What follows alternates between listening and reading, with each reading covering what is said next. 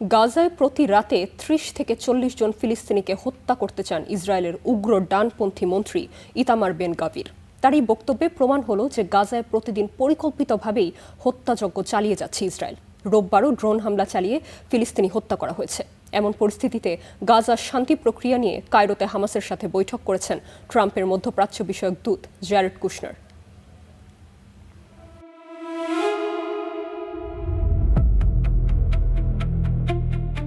Israeli হামলায় নিহত স্বজনদের দাফন করবেন সেই উপায়টিও রাখেনি ইসরায়েল, যার প্রমাণ সাম্প্রতিক এই ছবি।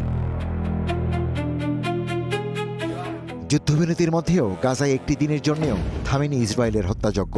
রোববারও খান ইউনিসে বাস্তুচ্যুতদের একটি তাঁবুতে ইসরায়েলের ড্রোন হামলায় মারা গেছে একজন। নুসেরাত শরণার্থী শিবিরে একটি বাড়ির ছাদে চালানো হামলায় শিশুসহ আহত হয়েছেন বেশ কয়েকজন।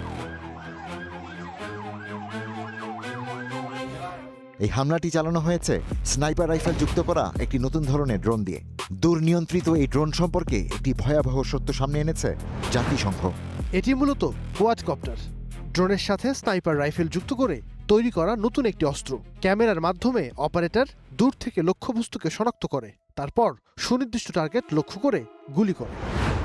গাজায় প্রতিদিন চলা ইসরায়েলের এই হত্যাযজ্ঞ যে পরিকল্পিত তার প্রমাণ দেশটির নিরাপত্তা মন্ত্রী বেন গাভিরের একটি মন্তব্যে। কট্টরপন্থী এই মন্ত্রী সরাসরি বললেন, ইসরায়েলি সেনাদের উচিত প্রতি রাতে ৩০-৪০ জন ফিলিস্তিনি হত্যা করা। সেখানে এমন মানুষ আছে যারা বেঁচে থাকার যোগ্য নয়, তাদের বেঁচে থাকা উচিত নয়। আমি গাজায় সামরিক হামলা কমানোর সিদ্ধান্তে একমত নই, বরং সক্রিয় হুমকি হিসেবে বিবেচিত নয় এমন মানুষদেরও টার্গেট করে হত্যা করা উচিত। গাজার এমন পরিস্থিতিতে কায়রোতে হামাস প্রধান খলিল আল হাইয়ার সাথে বৈঠক করেছেন ট্রাম্পের জামাতা ও মধ্যপ্রাচ্য বিষয়ক দূত জ্যারেড কুশনার। গাজার বাসিন্দাদের উচ্ছেদের কোনো পরিকল্পনা যুক্তরাষ্ট্র সমর্থন করে না বলেও জানান কুশনার। মিশরের প্রেসিডেন্ট আবদেল ফাতাহ আল সিসির সঙ্গেও বৈঠক করেন তিনি।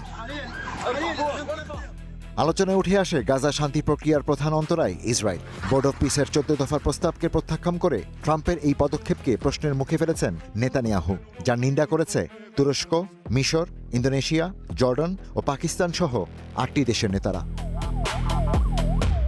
Ishtiaq Hossain, star news.